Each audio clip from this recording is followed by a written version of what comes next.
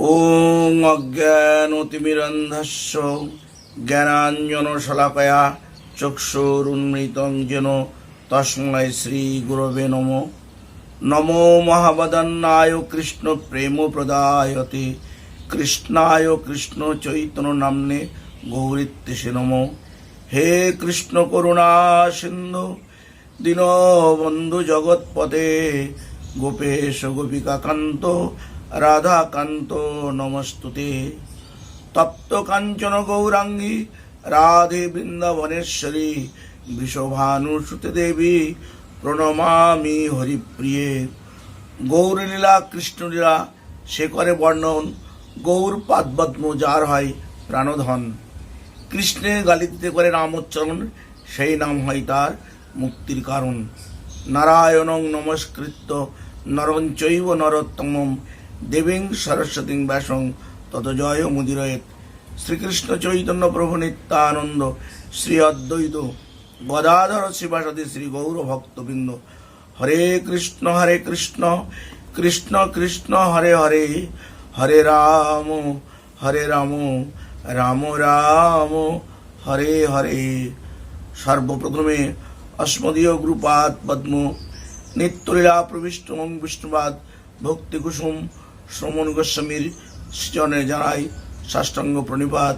অহৈতুকী কৃপা প্রার্থনা করি তিনি এই অধমের প্রতি যেন প্রসন্ন হন, যার সুপ্রসন্নতায় আমি যেন কৃষ্ণ ভজন করতে পারি। আজ আমাদের আলোচ্য বিষয় হরিকথা শ্রবণ মাহাত্ম্য অথবা সাধুমুখী হরিকথা।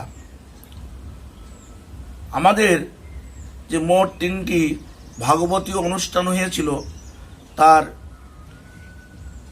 শেষে যে অনুষ্ঠানটি হয়েছিল নৈমিষারণ্যে গোমতী নদীর তীরে সনকাদি ঋষি সেই অনুষ্ঠানের আয়োজন করেছিলেন। কি পরম সৌভাগ্য! ঠিক যেন মহেন্দ্র যোগ এলো সঙ্গে সঙ্গে। কি না,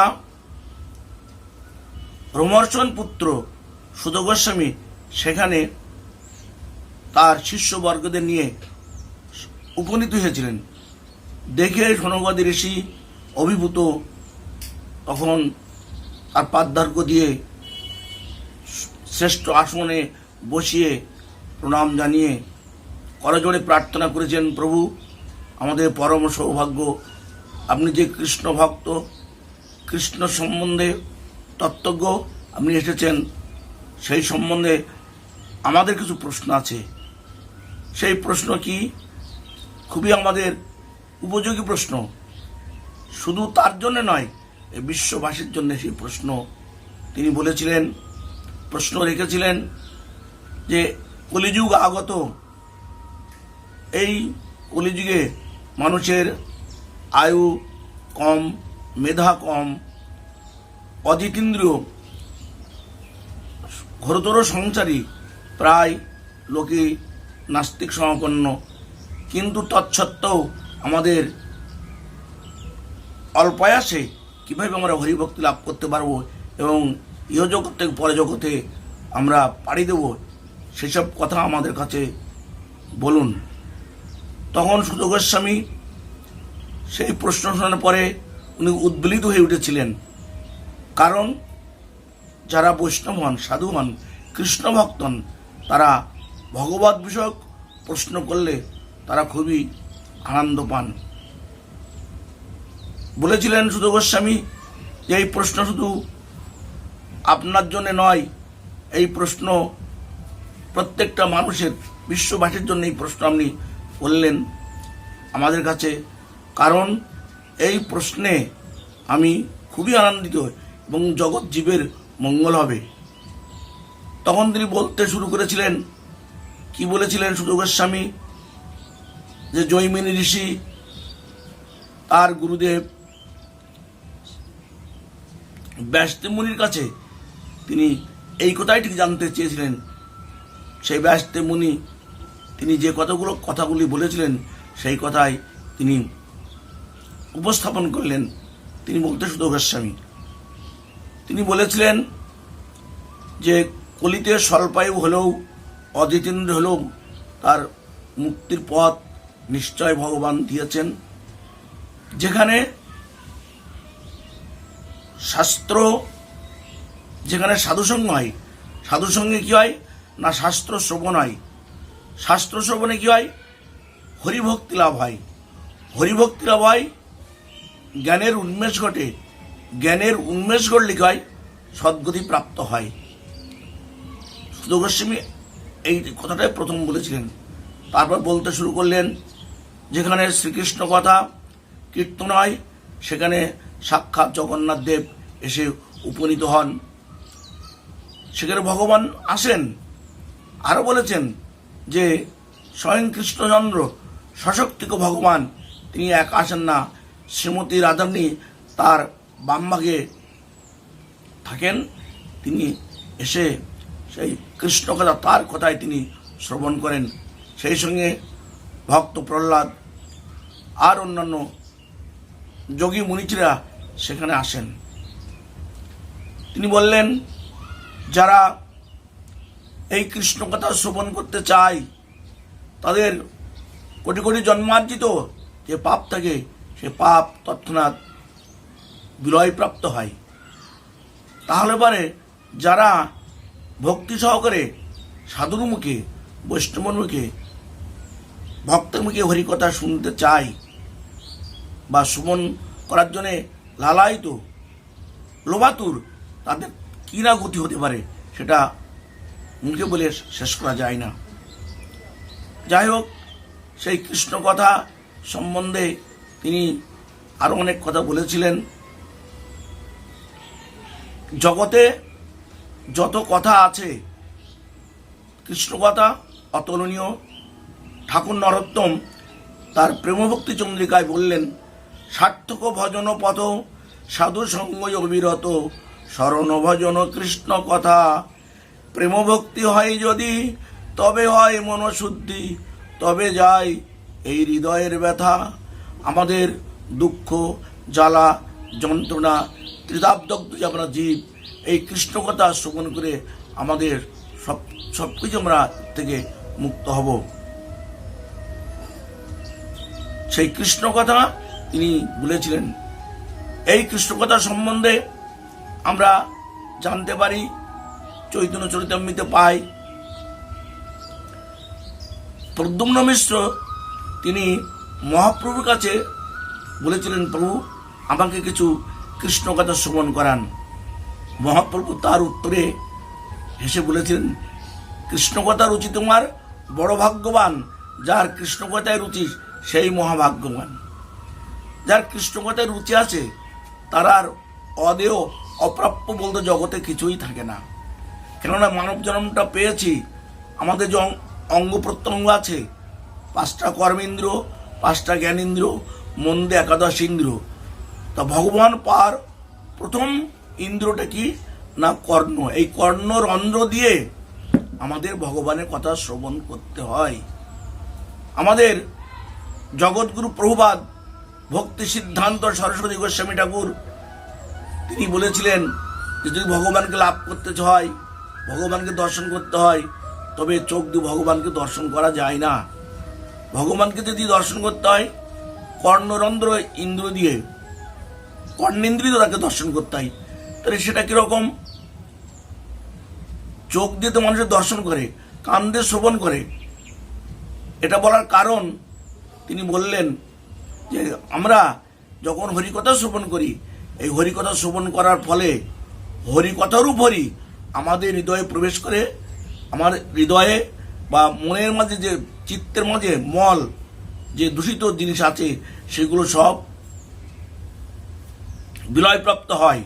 যেমন পানা পুকুরে যদি আমরা একটা ঢিল ছুঁড়ি, পানাটা সরে যায়, তখন আমরা সেখান থেকে 1 কলস জল তুলে নিই। তেমনি যদি ভগবানকে দেখতে হয়, পেতে হয়, যদি ভগবত ভক্তি লাভ করতে হয়, আদৌ হরিকথা শ্রবণ। তাই আমাদের নববিধা ভক্তি আছে। নববিধা ভক্তির যে 9 জন মহাজন কি বললেন? শ্রবণে পরীক্ষিত, কীর্তনে শ্রীব্যাস, স্মরণে প্রহ্লাদ, অর্চনে পৃথু মহাযশ, কমলা চরণ ছবি বন্দনে তক্রুশ শুদ্ধ দাসপ্রায় কপিশ্বর সখ্যে পার্থ আত্মনিবেদনে এই বলিরাজ। এই নববিধা ভক্তি নজন মহাজন। তা প্রথমে আমরা কার নাম পেলাম না, উত্তরানন্দন ভক্তরাজ পরীক্ষিত।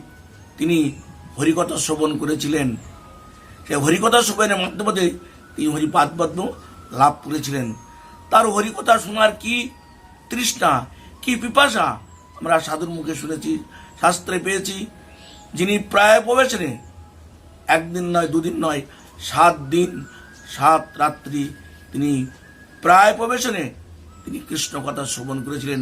তিনি বলেছিলেন, এই কৃষ্ণ কথা উত্তরোত্তর আমার শোনার স্পৃহা, তৃষ্ণা, আকাঙ্ক্ষা, আকিঞ্চন আমার বেড়েই চলেছে। এতে আমার কোনো দেহ অবসন্ন হচ্ছে না। আমরা ভাবতেই পারবো না যে যিনি 7 দিন 7 রাত এই হরিকথা শ্রবণ কীর্তন করেছিলেন, তার চরণে আমরা কোটি কোটি প্রণাম জানাবো। তিনি যেখানে থাকুন না কেন আমাদেরকে তিনি কৃপা করুন, আশীর্বাদ করুন, যেন জীবনে কিছু করতে পারি বা না পারি, এই জন্য হরিকথা শ্রবণ কীর্তন যেন জীবনটা অতিবাহিত করতে পারি। তাই বললেন শ্রীমদ্ ভাগবত যে জ্ঞানাদি চেষ্টা সর্বত পরিত্যাগ করিয়া যিনি সাধুমুখ বিগলিত হরিকথাকে জীবন করেন, তিনি যদি অন্য কিছু নাও করেন, একমাত্র হরিকথা শ্রবণ কীর্তনের মাধ্যমতেই আমি যে অজিত কৃষ্ণ, ভগবান কৃষ্ণচন্দ্র, অজিত বলতে আমি অজেয় পুরুষ, আমাকে কেউ জয় করতে পারে না। কিন্তু হরিকথা শ্রবণ কীর্তনের মাধ্যমে ভগবান বলেন আমি জিত হই, আমি কৃপা করি, আমি তার প্রতি প্রসন্ন হই, আমি তার ভক্তি প্রদান করি। কৃষ্ণ কথা এমন জিনিস, এই সামান্য ছোট্ট ঠোঁটে কতটুকু সে ভগবানের কথা বলার সাহস পাবো বা উঠতে পারে। তাই আমরা হরিকথা কোথায় শুনবো? ভক্তরা বললেন, নির্মৎসরা সাধুর মুখে হরিকথা শ্রোতব্য বা ভাগবতী কথা শ্রোতব্য। এই ভাগবত ধর্ম নির্মৎসর সাধুগণের ধর্ম। ভাগবত গ্রন্থ খুব দুর্দিগম্য গ্রন্থ। ভাগবত রসজ্ঞ ব্যক্তি জগতে খুব দুর্লভ। তো প্রথমে বললেন কি না, নির্মৎসর সাধুর মুখে হরিকথা শ্রবণ করা উচিত। কিন্তু নির্মৎসর সাধু কাকে বলে? আমরা জানি ষড়রূপু, কাম, ক্রোধ, লোভ, মোহ, মদ, মাৎসর্য। তা নির্মৎসর এমন একটা শব্দ, এমন একটা ভাষা, হ্যাঁ, সেই নির্মৎসর বলতে বোঝাচ্ছে যিনি পরের ঐশ্বর্য স্মৃতি দেখে যার বিকারগ্রস্ত যিনি হন না।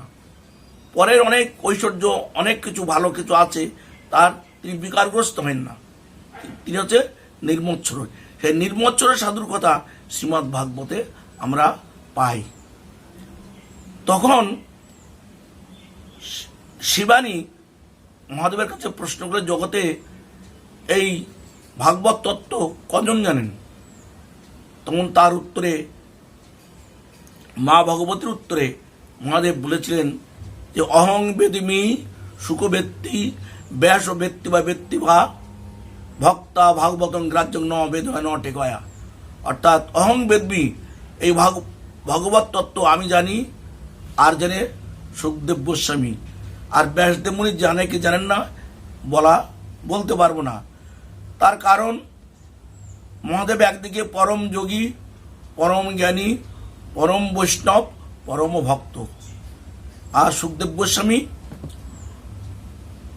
আকুমার ব্রহ্মচারী, তিনি অখিল শাস্ত্র তার কণ্ঠস্থ ছিল, তার অধিগত ছিল, তিনি তত্ত্বজ্ঞ ছিলেন। হ্যাঁ, সে কথা আমরা বিশ্ববাসী সবাই বিদিত বা অবগত আছি। কিন্তু যিনি শ্রীমদ্ ভাগবত প্রণয়ন করলেন, রচনা করলেন, তার কথা এরকম বললেন কেন? তিনি প্রণয়ন করেছিলেন, রচনা করেছিলেন, তিনি কিন্তু আস্বাদন করতে পারেননি। আস্বাদন কে করেছিলেন শ্রীমদ্ ভাগবত? তার তপস্যালব্ধ পুত্র সুখদেব গোস্বামী। সেই জন্য তার চরণে আমরা কোটি কোটি বার দণ্ডবাদ জানাবো। যিনি এই আমাদের বিশ্ব ব্রহ্মাণ্ডে যার মুখ থেকে প্রথম হরিকথা প্রকাশ হয়েছিল। তাই একজন প্রশ্নকর্তা কবির কাছে প্রশ্ন করলেন যে সুধা কোথায় থাকে আর সুধাটা বা কি? তখন তার উত্তরে কবি উত্তর দিয়েছিলেন যে সুধা থাকে সমুদ্রে। সমুদ্র মন্থন করে সুধা উত্তরণ হলো, সেই সুধা পান করে দেবতারা অমর হয়েছিল।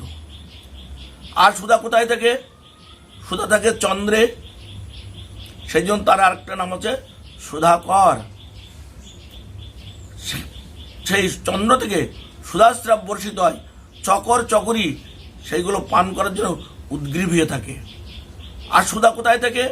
সেই কবি বলে যাচ্ছেন, উত্তর দিয়ে যাচ্ছেন সুধা কোথায় থাকে। সুধা থাকে নববধূর বদনে, তার কণ্ঠস্বর সুধাস্রাবী। আর সুধা কোথায় থাকে? না পাতালে। কিন্তু এই চারটা কথা বলার পরেও প্রশ্নকর্তা তিনি নিজে কিন্তু খুশি হতে পারেননি। তখন নিজের প্রশ্নেরই নিজে মীমাংসা করছেন। তিনি কি বলেছিলেন জানেন? তিনি বলেছিলেন যে যদি সুধা সমুদ্রে থাকে, কিন্তু তাহলে সমুদ্রের জল কেন নোনা লবণাক্ত কেন? তা তো অমৃত হয়ে যাবে। তো এক বিন্দু অমৃত পান করে যেন অমর হয়, সুধা যদি থাকে চন্দ্রে, ভালো কথা, পূর্ণিমায় তার যে আলো আমরা পাই খুব ভালো লাগে। কিন্তু যদি যখন অমাবস্যা তিথি আসে তখন কি তার সেই শোভাটা কি থাকবে? তখন মুখটা তার পুড়ে যায়। তাহলে মনে হয় সুধা সমুদ্র মনে থাকে না, সুধা চন্দ্রেও থাকে না। নববধূর বদনে যদি সুধা থাকে, যদি হঠাৎ কোনো ঘটনাবশত